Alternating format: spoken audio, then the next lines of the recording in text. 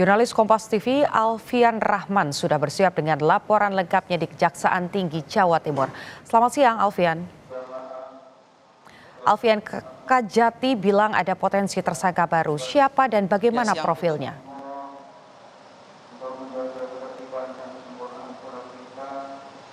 Iya, Putu dan juga saudara, memang betul kemarin Kepala Kejaksaan Tinggi Jawa Timur Mia Amiyanti membenarkan adanya peluang tersangka baru dalam kasus gratifikasi yang melibatkan 3 hakim Pengadilan Negeri Surabaya dalam kasus Ronald Tanur, begitu vonis bebas Ronald Tanur sendiri. Namun kendati demikian, Mia Amiyanti tidak menyebutkan tersangka tersebut dari siapa, dengan profilnya sebagai apa.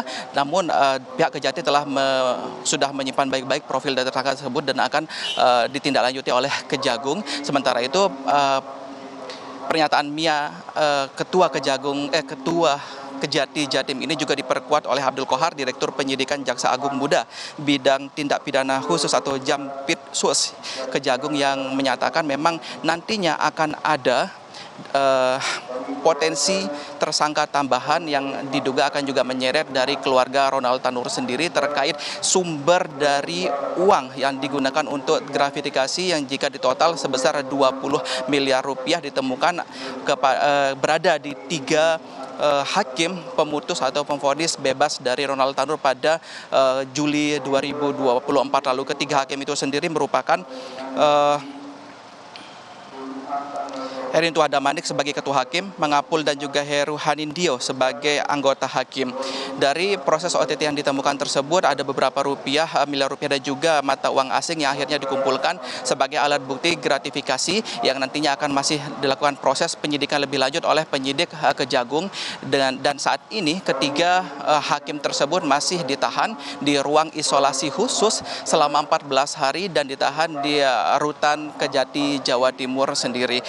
Jika kita berkaca atau jika kita meneliti lebih jauh profil dari keluarga dari Ronald Tanur ini, ia merupakan anak dari seorang mantan legislator begitu bernama Edwan Tanur, mantan anggota DPR RI Komisi 4 fraksi PKB dari Nusa Tenggara Timur, yang akhirnya juga dinonaktifkan dari jabatannya di Dewan karena kasus anaknya yang tersandung kasus pidana. Putu. Lantas Alfian, bagaimana soal eksekusi Ronald Tanur sendiri? Kapan akan dilakukan?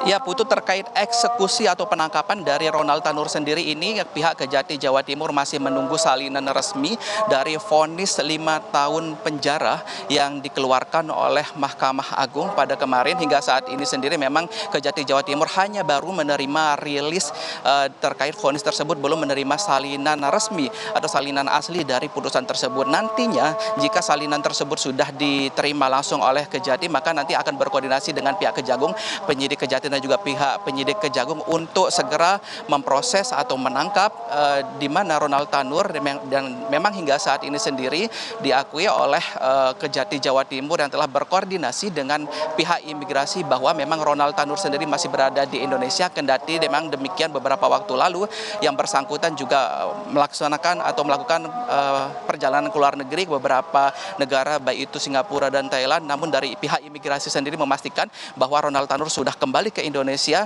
namun keberadaannya memang saat ini masih belum dapat dipastikan apakah berada di daerah asalnya NTT ataupun di Surabaya tempat domisilinya sekarang. Seperti itu, Putu.